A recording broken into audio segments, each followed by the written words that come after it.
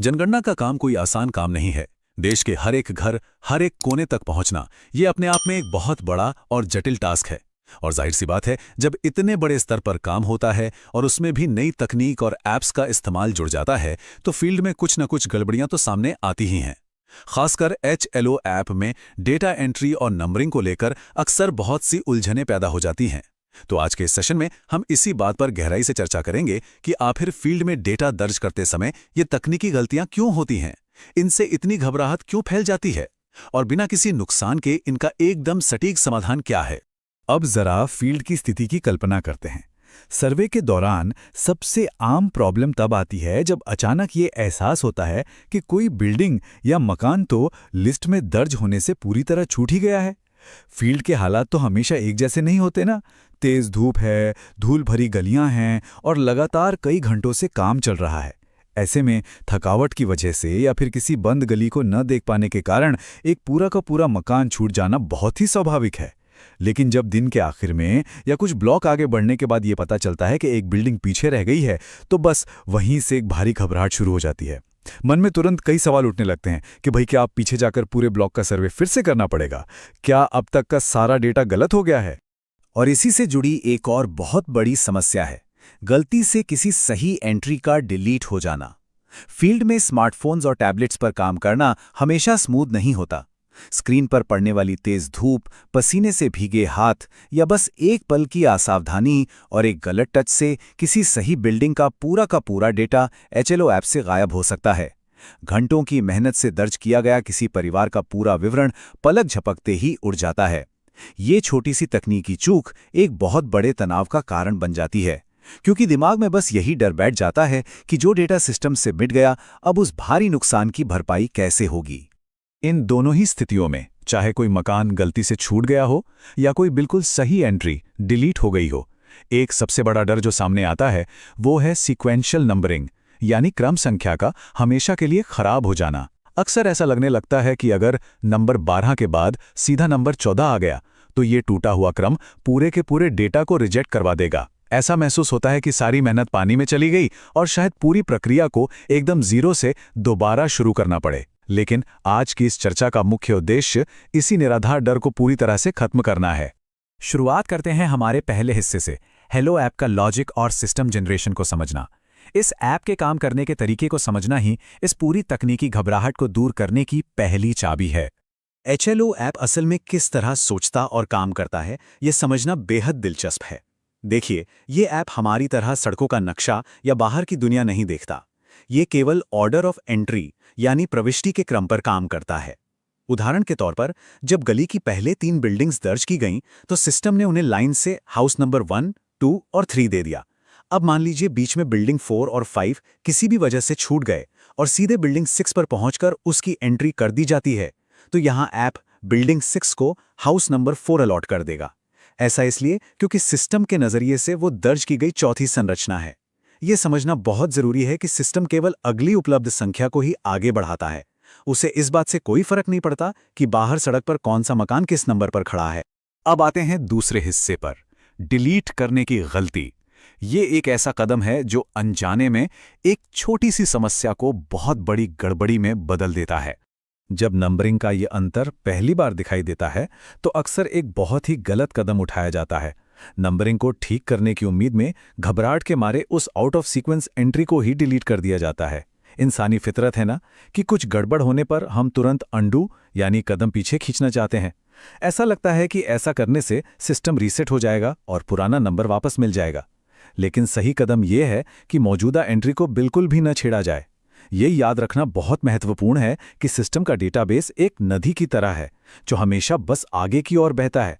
Delete करने से पुराना सीक्वेंस कभी वापस नहीं आता, सिस्टम बस अगले नंबर पर चला जाता है। इसका सीधा सा मतलब ये है कि डिलीट करने से न केवल समय बर्बाद होता है, बल्कि बिल्कुल सही और वैध डेटा भी हमेशा के लिए नष्ट हो जाता है। तो फिर सही तरीका क्या है?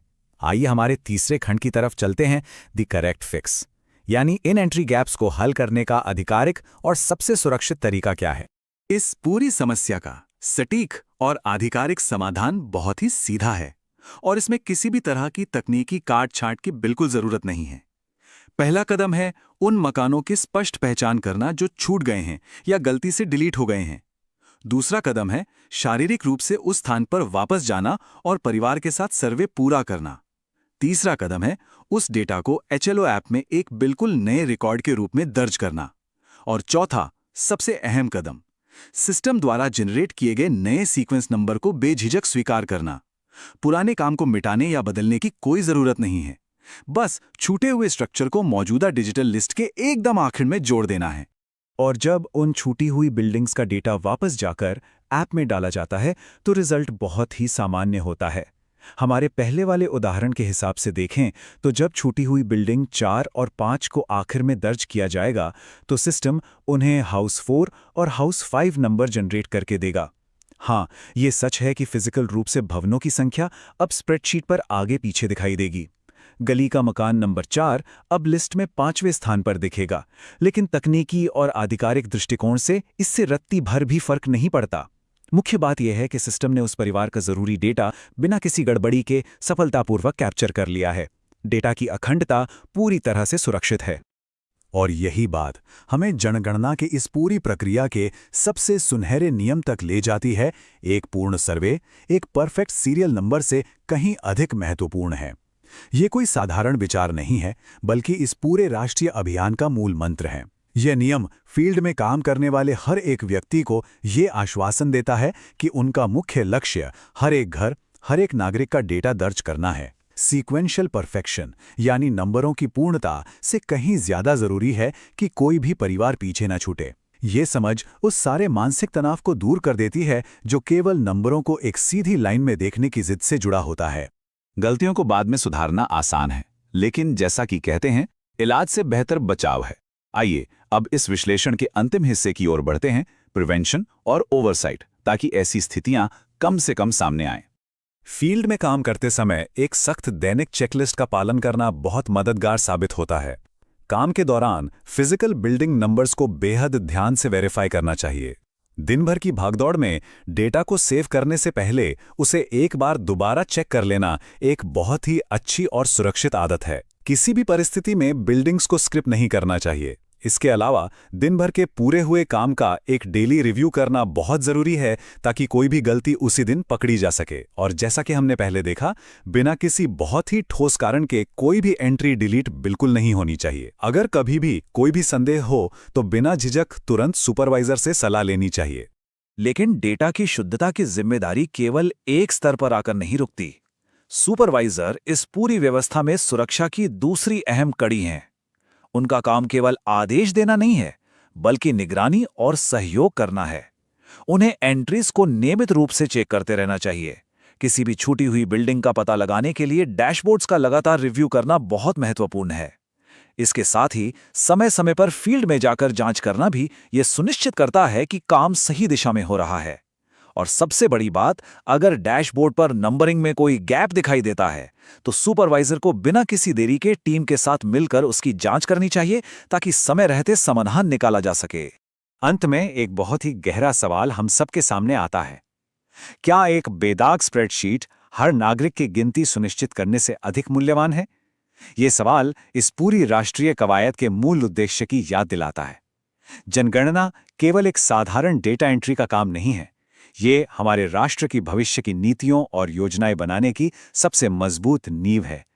इस विशाल प्रक्रिया में सफलता का सबसे बड़ा और एकमात्र पैमाना यही है कि एक भी व्यक्ति, एक भी परिवार पीछे ना छूटे। अगर इस सर्वोपरि लक्ष्य को पाने के लिए स्प्रेडशीट के नंबर थोड़े बहुत ऊपर नीचे भी हो जाएं, तो वो पूरी तरह से स्वीकार्य है। इस महत्वपूर्ण सेशन से जुड़ने के लिए बहुत बहुत धन्यवाद।